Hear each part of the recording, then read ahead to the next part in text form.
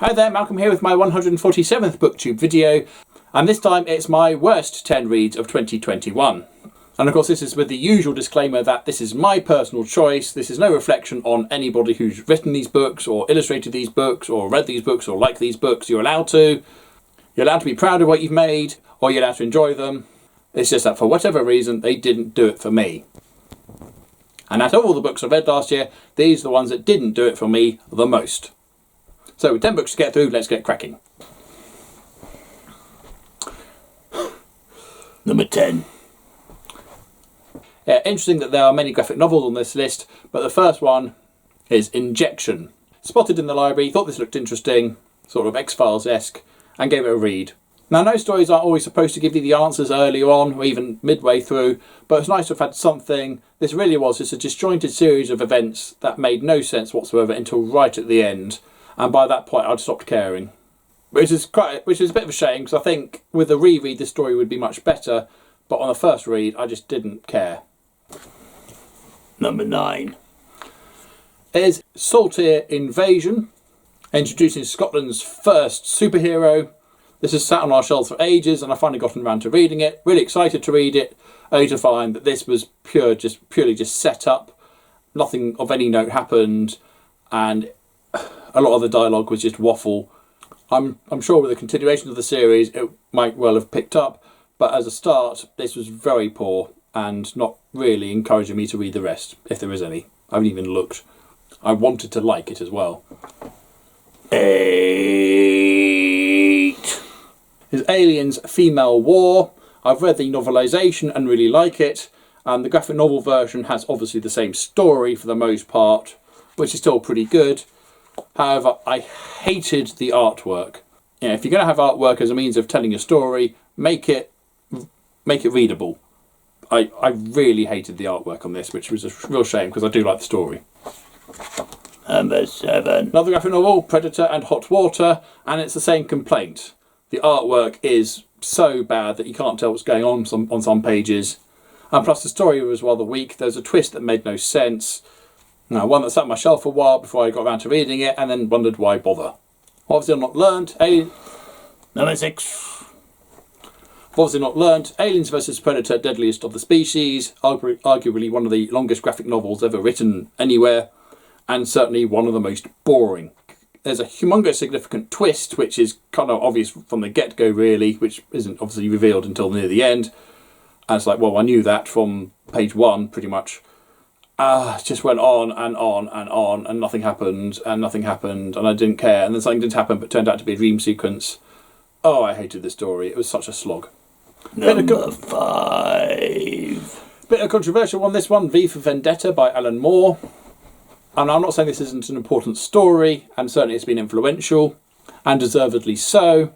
I went and rewatched the film straight after finishing this, and found the film so much better, was able to bring the point across so much clearer, and made the characters that much more likeable, and yeah, I just didn't like the book. 4.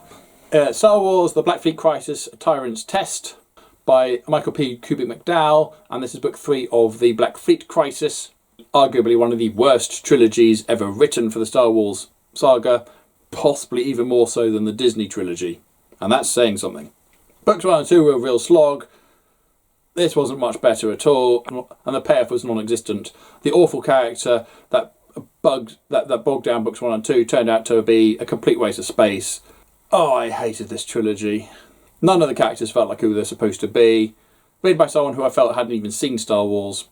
Do not read as a entry into the Star Wars expanded universe. For the morbidly curious only. Number 3.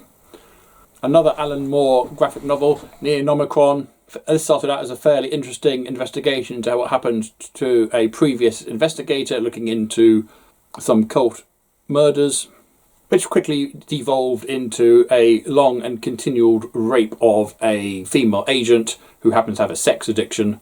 This story was just bad. It's a number 2.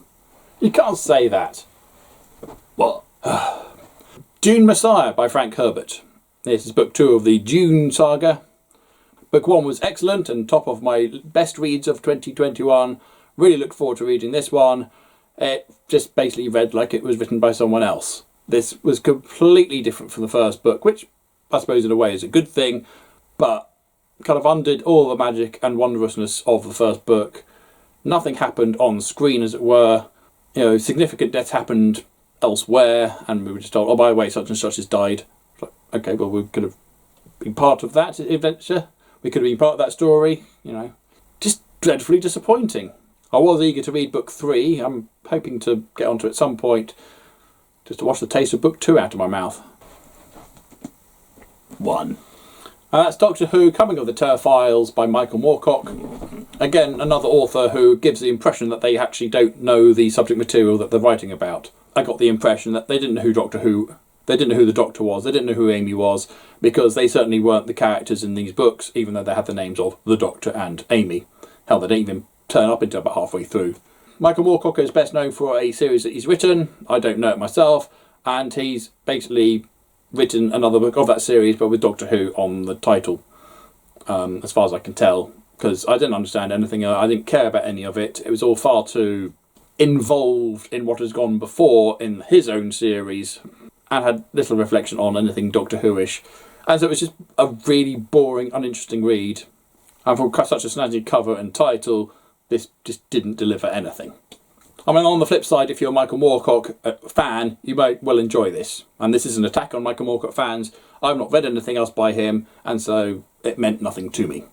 And there we go. Those are the 10 worst reads of 2021. Just to reiterate, this isn't an attack on anybody who likes them.